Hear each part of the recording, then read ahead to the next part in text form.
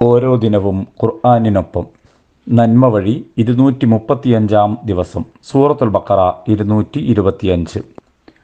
അസ്സലാമു അലൈക്കും വറഹ്മത്തുള്ളാഹി.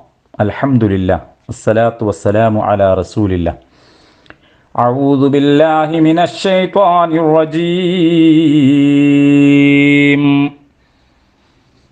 ലാ യുആഖിദുകുമുല്ലാഹു ബില്ലഗ്വി ഫീ അയ്മാനികും വലാകിൻ യുആഖിദുകും ബിമാ കസബത് ഖുലൂബുകും വല്ലാഹു ഗഫൂറുൻ ഹലീം.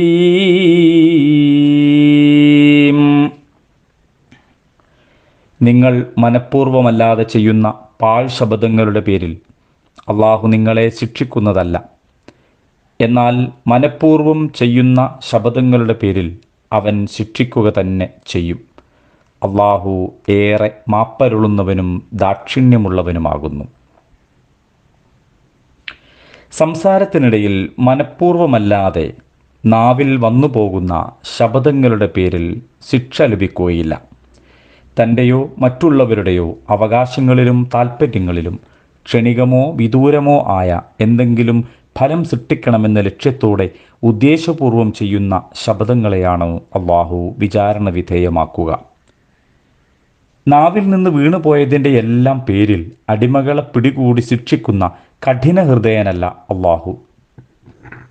സഹനശീലനും ആത്മാർത്ഥതയോടെ പശ്ചാത്തപിക്കുന്നവർക്ക് പാപം പുറത്തു കൊടുക്കുന്നവനുമാകുന്നു.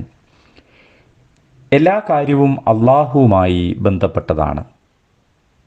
പാഴ് സത്യങ്ങളെക്കുറിച്ച് അള്ളാഹു ഏറെ പാപം പൊറുക്കുന്നവനും ദാക്ഷിണ്യമുള്ളവനുമായതിനാൽ വിചാരണ ഒഴിവായി കിട്ടുമെങ്കിലും അതിനെ ലഗ്വ് അഥവാ അനാവശ്യം എന്ന് വിശേഷിപ്പിച്ചുകൊണ്ട് അത് പക്വമതികളും വിശ്വസ്തരുമായ മാന്യന്മാർക്ക് ചേർന്നതല്ലെന്നും അത് അനിവാര്യമായും ഒഴിവാക്കേണ്ടതാണെന്നും സൂചിപ്പിച്ചിരിക്കുകയാണ്. സംസ്കാര സമ്പന്നരും മാന്യന്മാരുമായ മനുഷ്യർ അനാവശ്യ കാര്യങ്ങളിൽ നിന്ന് മാറി നടക്കുന്നവരാണെന്ന് ഖുർആൻ പ്രത്യേകം പറഞ്ഞിട്ടുണ്ടല്ലോ.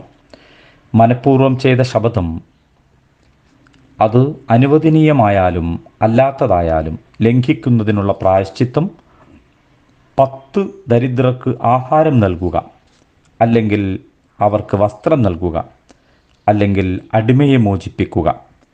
ഇതിനൊന്നും കഴിവില്ലാത്തയാളാണെങ്കിൽ 3 ദിവസം നോമ്പെടുക്കുക എന്നതൊക്കെയാണ്. നിഷിദ്ധമായ ശബ്ദം ചെയ്തു പോയാൽ അത് പ്രായശ്ചിത്തം ചെയ്ത് ലംഘിക്കേണ്ടത് നിർബന്ധമാണ്. അള്ളാഹു അനുഗ്രഹിക്കട്ടെ. അൽഹംദുലില്ലാഹി റബ്ബിൽ